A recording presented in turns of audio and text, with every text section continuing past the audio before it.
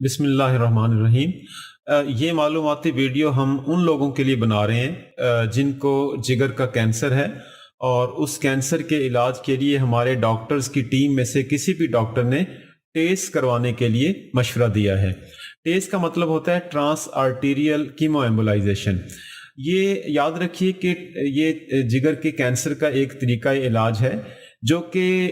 Cancer کو control کرتا ہے اور کچھ حد تک اس کو بڑھنے سے روکتا ہے اور کچھ حد تک اس کے سائز کو کم کرتا ہے، مگر یہ مکمل طور پہ کینسر کو ختم نہیں کرتا۔ اور اگین یاد رکھنے کے لیے میں پھر یہی کہوں گا، یہ عارضی طریقہ علاج ہے جگر کے کینسر کا جو وقتی طور پہ کینسر کو کنٹرول کرتا ہے۔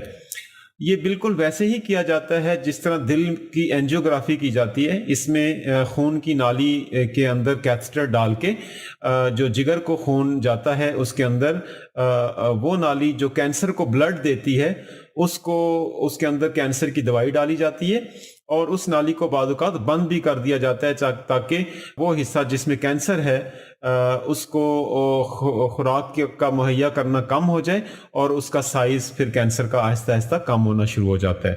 ہمارے ہاسپٹل میں بھی یہ پروسیجر کیا جاتا ہے، اور اس کے لیے ہمارے انٹرونشن ریڈیالوجی کی ٹیم ہے جس کے ہیڈ آف ڈپارٹمنٹ ہیں ڈاکٹر محمد یوسف میمن صاحب، اور ان کے ساتھ ہیں ڈاکٹر محمد محسن اور ان کی پوری ٹیم، اور ان کے کوآرڈینیٹر ہیں مسٹر نور بھٹو صاحب۔ تو یاد رکھیے کہ جب بھی ہم ٹیسٹ کسی مریض کو ایڈوائز کرتے ہیں یا ٹیسٹ کرنے کا مشورہ دیتے ہیں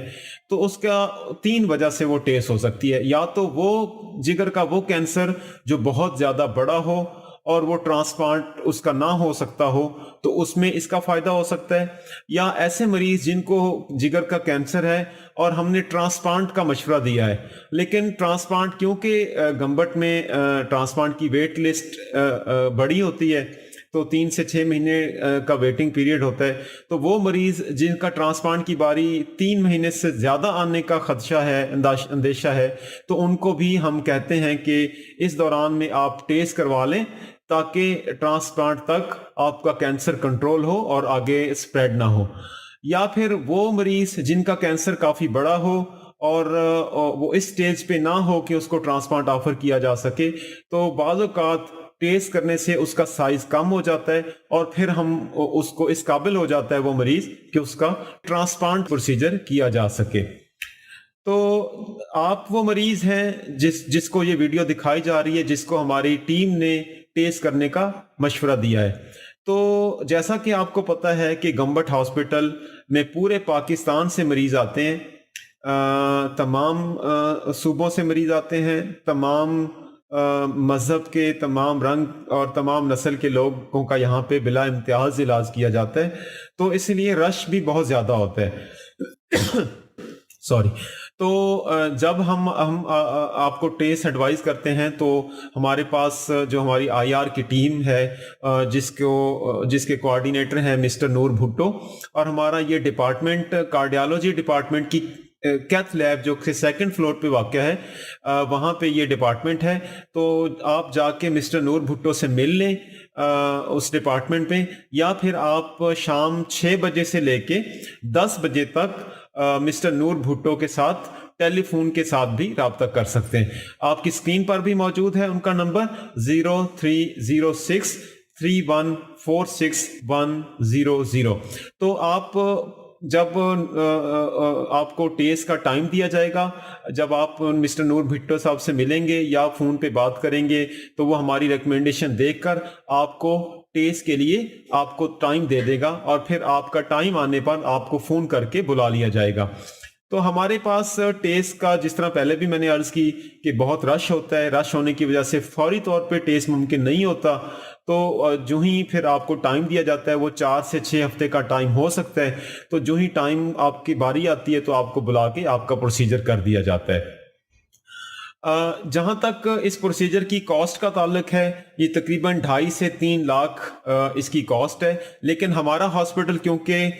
کسی مریض سے کوئی پیسہ نہیں لیتا، لیکن 30,000 روپے چارج کیے جاتے ہیں، جو کہ وہ جو ضروری دوائی ہے جو اویلیبل نہیں ہوتی بعض اوقات ہاسپٹل میں، وہ پھر باہر سے بھی منگوانی پڑ سکتی ہے یا جس کی اویلیبلٹی کرانا ضروری ہوتی ہے. تو سسٹم کو سسٹینیبل رکھنے کے لیے ہم نے ایک بہت ہی نامینل سی فیس جو 30,000 روپے ہے وہ رکھی ہوئی ہے. تو 30,000 روپے آپ کو ہمارے اکاؤنٹس میں جا کے cash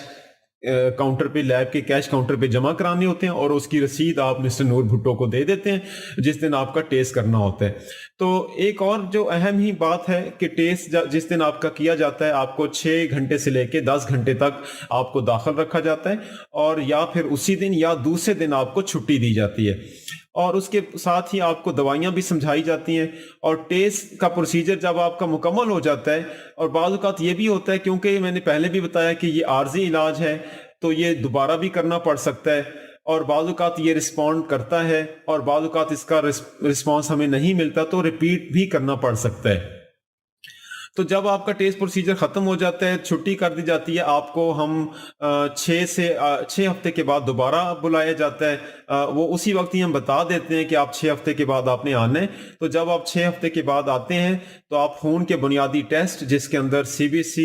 LFTs، creatinine, INR، serum alpha fetoprotein, اور اس کے ساتھ triphasic CT scan abdomen اور چیسٹ آپ کروا کے آتے ہیں، تاکہ ہم پھر آپ کو ٹیسٹ کا رسپانس دیکھ کر آپ کو بتا سکیں کہ کتنا اس کا رسپانس ملا ہے، کیا دوبارہ پروسیجر کرنے کی ضرورت ہے یا اس کا نہیں فائدہ ہوا، تاکہ ہم کوئی اور طریقہ علاج پر جا سکیں. اس سارے پروسیس کے لیے